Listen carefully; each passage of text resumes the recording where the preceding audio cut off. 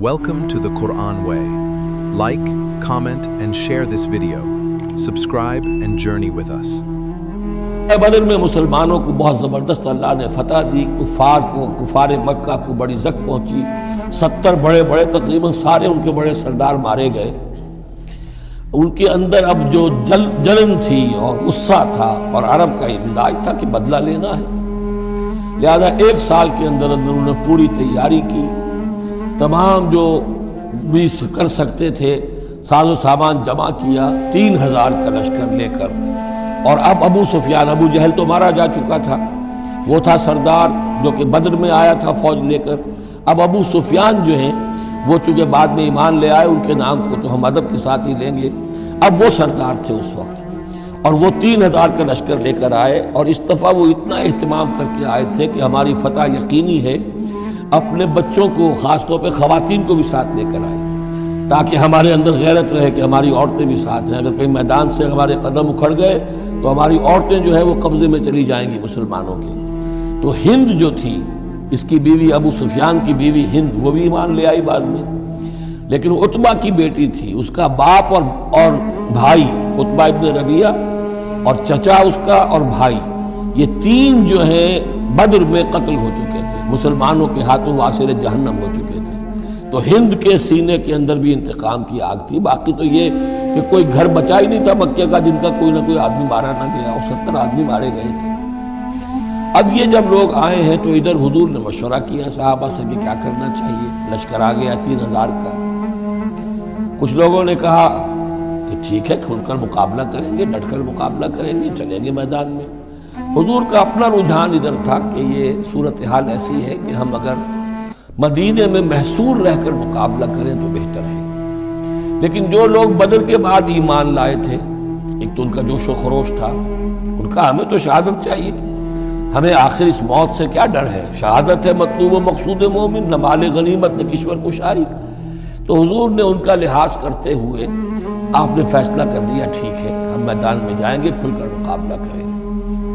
इस पर जब वो मुकाबले में पहुंच गए हैं, आप लेकर गए थे 1000 आदमी बाहर।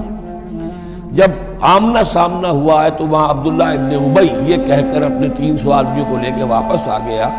इत्तेफाकन उसकी राय भी ये थी कि खुले मैदान में जंग मत करो, बल्कि ये कि महसूर होकर, जो हुजूर की राय थी वही उसकी भी थी उस वक्त। लेकिन उस वक्त वो ये कहकर कि जब हमारी बात नहीं मानी जाती तो हम खामखा क्यों अपनी जानें जो है जोखों में डालें। वो 300 आदमी ले गया तो रह गए सिर्फ 700। इन 700 में से भी 2 घराने ऐसे थे, बनु हारसा बनु सलमा, उनके कदम भी थोड़ी देर के लिए डगमगाए, लेकिन फिर उनको अल्लाह ताला ने हौसला दिया और वो जम गए, वो 300 चले गए। उसके बाद अल्लाह ने वादा किया हुआ था मदद का, जंग हुई, मदद आई और अल्लाह ने फतह दे दी। लेकिन वो एक दर्रा था मुसलमानों की पुष्ट पर पहाड़ में। हुजूर को अंदेशा था कि ऐसा ना हो कि वहां से हम पर हमला हो जाए, तो 2 तरफ से हम चक्की के पाट के दरमियान, 2 पाटों के दरमियान आ जाएं। वहां 50 तीर अंदाज आपने मुकर्रर कर दिए थे कि यहां से मत हिलना, चाहे तुम ये देखो कि हम सब मारे गए और हमारे गोश्त जो है वो कौवे और चीलें खा रहे हैं, तब भी तुमने नहीं हिलना यहाँ से। लेकिन जब मुसलमानों को फतह हो गई, वहां इख्तिलाफ हो गया कि हुजूर ने जो फरमाया था वो शिकस्त के सिलसिले में था। अब तो फतह हो गई है, चलो अब चल के माले गनीमत जमा करने में बाकी तुम लोगों का साथ दो। जो वहाँ के लोकल कमांडर थे वो मना करते रहे कि हरगिज मत हिलो, हुजूर का हुक्म याद रखो। वो तावील कर चुके थे हजरत हुजूर के हुक्म की। 35 चले गए, 15 रह गए। खालिद इब्न वलीद उस वक्त जो थे, कैवलरी जो थी, जो घुड़सवार थे उनके जो है वो कमांडर खालिद इब्न वलीद थे, ईमान नहीं लाए थे अभी। उनकी उकाबी निगाह ने देख लिया कि वो दरा खाली है, तो इधर तो शिकस्त हो रही है। वो अपना 100 घोड़ों का, जितना भी घोड़े थे उनका लेकर पूरा का पूरा रिसाला, और वो पीछे से आकर हमला किया और वो फतह शिकस्त में बदल गई। 70 सहाबा शहीद हो गए, हुजूर भी जख्मी हो गए, दंदाने मुबारक शहीद हुए। खून इतना गया कि ये भी मशहूर हो गया, क्योंकि बेहोशी तारी हो गई थी कि हुजूर का इंतकाल हो गया है। लेकिन फिर ये है कि हिम्मत करके लोगों जमा हुए, हुजूर ने लोगों को पुकारा। फिर आपने ये फैसला किया कि पहाड़ पर चढ़कर और वहाँ पर इस वक्त बचाव कर लिया जाए। तो तमाम मुसलमान पहाड़ पर चढ़ गए। اب موقع یہ تھا ان کے لیے، ابو سفیان اور دوسری طرف جو یہ ان کے ساتھی جو کیولری کے سردار تھے خالد ابن ولید، ان میں اختلاف ہو گیا۔ خالد ابن ولید کا کہنا یہ تھا کہ ان کا پیچھا کرو اور ختم کر کے ہی چلو، یہاں سے پہاڑ پر چڑھو۔ ابو سفیان نے کہا نہیں، یہ بہت خطرے کی بات ہے، وہ اونچائی پر ہے، اوپر سے پتھر پھینکیں گے اور ہمارے گھوڑوں کا بھی نقصان ہوگا، ہمارا بھی ہوگا، اب ہم نے بدر کا بدلہ لے لیا ہے، اب ہم چلتے ہیں۔ وہ وہاں سے چلے گئے۔ بہرحال یہ ہے پورا سلسلہ کہ جس کے اب واقعات اس میں آئیں گے، تو ایک سکیچ میں نے آپ کے سامنے رکھ دیا ہے۔ وَإِذْ غَدَوْتَ مِنْ أَهْلِكَ تُبَوِّئُ الْمُؤْمِنِينَ مَقَاعِدَ لِلْقِتَالِ، اور یاد کریے اے نبی صلی اللہ علیہ وسلم، جب کہ آپ صبح کو اپنے گھر سے نکلے تھے، اپنے حضرت عائشہ صدیقہ کے حجرے سے آپ برآمد ہوئے تھے، تُبَوِّئُ الْمُؤْمِنِينَ، اور آپ لوگوں کو مقاعد للقتال، آپ لوگوں کو ان کے مورچوں میں بٹھا رہے تھے، یعنی آپ جب صف بندی کر رہے تھے وہاں اور مورچے معین کر رہے تھے۔ واللہ سمیع علیم، اللہ سب کچھ سننے والا اور جاننے والا ہے۔ اذ ہمت طائفتان منکم ان تفشلا، جبکہ دو گروہ تم میں سے ایسے تھے اے مسلمانوں کہ وہ کچھ کمزوری انہوں نے دکھائی، نامردی کا مظاہرہ کیا، ان کے پاؤں لڑکھڑائے۔ واللہ ولیہما، حالانکہ اللہ تعالیٰ ان کا پشت پناہ تھا۔ وعلی اللہ فلیتوکل المؤمنون، اور اللہ تعالیٰ پر ہی توکل کرنا چاہیے اہل ایمان کو۔ جیسا کہ میں نے عرض کیا، یہ بنو حارثہ بنو سلمہ انصار کے دو گھرانے تھے۔ عارضی سی ان کے اندر کمزوری آئی، بر بنائے تب بشری، لیکن پھر وہ جم گئے۔ لیکن ان کی جو ہے ذکر قرآن میں کر دیا گیا، اور وہ اس پر فخر کرتے تھے کہ ہم وہ لوگ ہیں کہ جن کا ذکر اللہ نے قرآن میں کیا ہے، واللہ ولیہما، کیونکہ پھر وہ عارضی سی جو ان پر آئی تھی کمزوری، وہ رفع ہو گئی۔ اور آپ غور کریں گے کہ وہ جو بدبخت تھے 300 جو چلے گئے عین میدان جنگ سے، ان کا ذکر بھی اللہ نہیں کر رہا یہاں پر، گویا کہ وہ اس لائق بھی نہیں ہے کہ ان کا ذکر کیا جائے۔ انڈائریکٹلی اس کا ذکر آخر میں آئے گا، ورنہ شروع میں نہیں۔ وَلَقَدْ نَصَرَكُمُ اللَّهُ بِبَدْرٍ وَأَنْتُمْ أَذِلَّةٌ، مسلمانوں یاد کرو اللہ نے تمہاری مدد کی تھی بدر میں جبکہ تم بہت کمزور تھے۔ کل 8 تلواریں، 313 کے بعد سب کے پاس تلواریں نہیں تھی، 8 تلواریں، 200 کا 100 گھوڑے کا رسالہ لے کر آئے تھے بدر میں بھی، ادھر 2 گھوڑے تھے صرف، ادھر 700 اونٹ تھے، ادھر 70 اونٹ تھے۔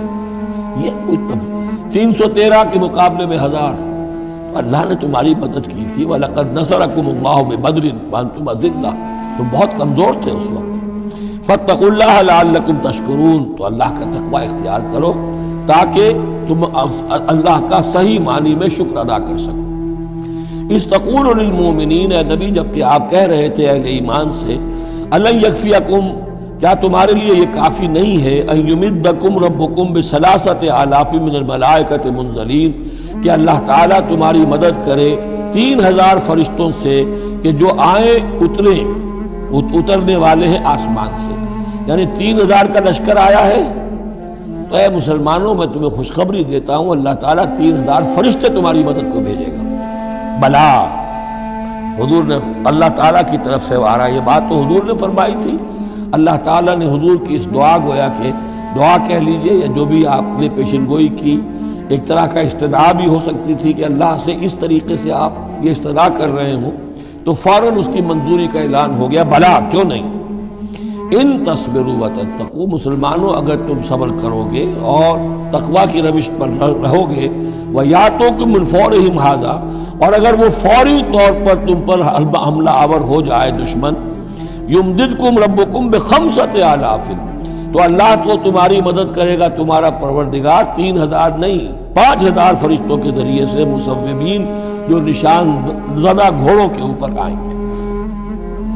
لیکن اس کے ساتھ دیکھیے وَمَا جَعَلَهُ اللَّهُ إِلَّا بُشْرَىٰ لَكُمْ، لیکن یہ سب بھی اللہ تعالیٰ کی طرف سے ایک بشارت کے طور پر تمہیں بتا دیا گیا، وَلِتَطْمَئِنَّ قُلُوبُكُمْ بِهِ، اور تاکہ تمہارے دل مطمئن ہو جائیں۔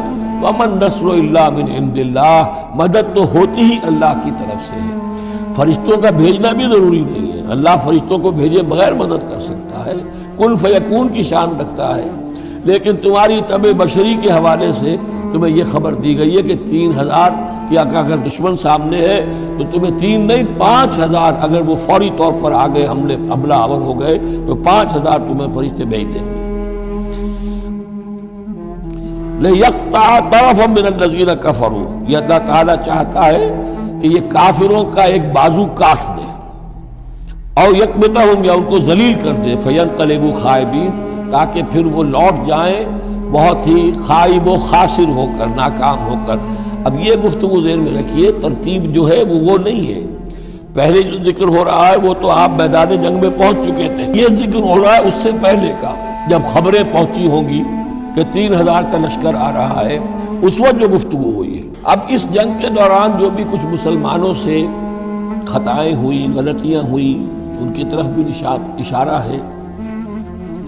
اس میں بعض ایک معاملہ ایسا بھی ہوا جو حضور سے بھی خطا کا ایک معاملہ ہوا، اس کے اوپر بھی گرفت ہے، بلکہ سب سے پہلے حضور والے معاملے کو لیا جا رہا ہے. جب آپ زخمی ہو گئے شدید اور آپ پر بے ہوشی بھی طاری ہوئی، پھر جب ہوش میں آیا تو آپ کی زبان پر یہ الفاظ آ گئے، کیف یہدی اللہ قوما خضبوا وجہ نبیہم بالدم، اللہ اس قوم کو کیسے ہدایت دے گا جس نے اپنے نبی کے چہرے کو خون سے رنگ دیا. کیونکہ تلوار کا وار پڑا تھا آپ کی، یہ چیک جو ہے، چیک بون پر یہ جو ہڈی ہے چہرے کی، اور اس سے 2 آپ کے دانت بھی شہید ہو گئے تھے، اور یہ کہ فوارہ خون کا چھوٹا تھا، اور اس فوارے سے ظاہر بات ہے آپ کا پورا چہرہ لہو لہان، پورا جسم، اور خون اتنا گیا کہ آپ پر بے ہوشی طاری ہو گئی. کیف یہدی اللہ قوما، اللہ کیسے ہدایت دے گا اس قوم کو، خضبوا، جنہوں نے رنگ دیا، وجہ نبیہم، اپنے نبی کے چہرے کو، بالدم، خون سے. اس پر گرفت ہو رہی ہے. لیس لک من الامر شیء، اے نبی آپ کا کوئی اختیار نہیں ہے، آپ کا کام ہے دعوت دینا، تبلیغ کرنا، لوگوں کی ہدایت و ضلالت کا فیصلہ ہم کرتے ہیں، آپ نہیں کرتے. اور دیکھیے اللہ نے کیا شان دکھائی، جس شخص کی وجہ سے یہ سب کچھ ہوا ہے، خالد ابن ولید، حضور ہی کے زبان مبارک سے اسے خطاب دلوایا، خالد سیف من سیوف اللہ، خالد اللہ کی تلواروں میں سے تلوار ہے. حالانکہ یہ ساری زخم جو پہنچی ہے وہ حضرت خالد ابن ولید اس وقت تک جو کفر کے سرداروں میں سے تھے، اور وہ آئے تھے. لیس لک من الامر شیء، اے نبی یہ اختیار آپ کا نہیں ہے، اور یتوب علیہ اور یعذبہ، اللہ کے اختیار میں، وہ چاہے گا تو ان کی توبہ کی توفیق دے دے گا، وہ ایمان لے آئیں گے، یا اللہ چاہے گا انہیں عذاب دے گا. فإنہم ظالمون، اس لیے کہ ظالم تو ہیں، انہوں نے گناہ تو کیا ہے، غلط کام کر رہے ہیں، سزا کے وہ حقدار ہو چکے ہیں، لیکن ہو سکتا ہے اللہ انہیں ہدایت دے دے. اب دیکھیے یہ وقت کی بات ہوتی ہے. چند سال پہلے طائف میں وہ دعا جو ہے آپ سے کہا گیا، فرشتہ آیا کہ اے نبی جنہوں نے آپ پر پتھراؤ کیا ہے اور آپ کی توہین و تذلیل کی ہے، یہ ملک الجبال جو ہے کہتا ہے کہ میں حاضر ہوں، مجھے اللہ نے بھیجا ہے، آپ فرمائیں تو ان دونوں پہاڑوں کو ٹکرا دوں جن کے مابین یہ وادی کے اندر یہ شہر طائف آباد ہے، تاکہ یہ سب پس جائیں، سرما ہو. آپ نے فرمایا نہیں. کیا عجب کہ اللہ تعالیٰ ان کی آئندہ نسلوں کو ہدایت دے دے. لیکن اب یہ مرحلہ کچھ ایسا تھا کہ زبان مبارک سے وہ جملہ نکل گیا. یہ بھی ہو سکتا ہے کچھ چونکہ بے ہوشی سے ایک دم اٹھے ہیں تو اس وقت شاید پوری طریقے سے آپ جو ہے اپنے پوری طرح اپنے حواس جو ہے ابھی بحال نہیں ہوئے تھے اور یہ الفاظ نکل گئے. لیکن اللہ تعالیٰ کا معاملہ یہ الرب رب وَإِن تَنَزَّلْ وَالْعَبْدُ عَبْدٌ وَإِن تَرَقَّى، بندہ بندہ ہی رہتا ہے چاہے کتنا ہی بلند ہو جائے، اور رب رب ہی ہے چاہے کتنا ہی نزول فرما لے. اب تو وہ وقت ہے نا، رات کا پچھلا پہر شروع ہو رہا ہے نا، اللہ تعالیٰ سمائے دنیا تک نازل ہوں گے، اور شب معراج میں حضور 7ویں آسمان پر چلے گئے. اللہ اس پہلے آسمان پر آ کر بھی رب ہے، اور حضور اس 7ویں آسمان پر پہنچ کر بھی بندے ہیں. الرب رب وَإِن تَنَزَّلْ وَالْعَبْدُ عَبْدٌ وَإِن تَرَقَّى. وَلِلَّهِ مَا فِي السَّمَاوَاتِ وَمَا فِي الْأَرْضِ، اللہ ہی کے لیے ہے جو کچھ کہ ہے آسمانوں اور زمین میں. یغفر لمن یشاء ویعذب من یشاء، وہ جس کو چاہتا ہے بخش دیتا ہے، جس کو چاہتا ہے عذاب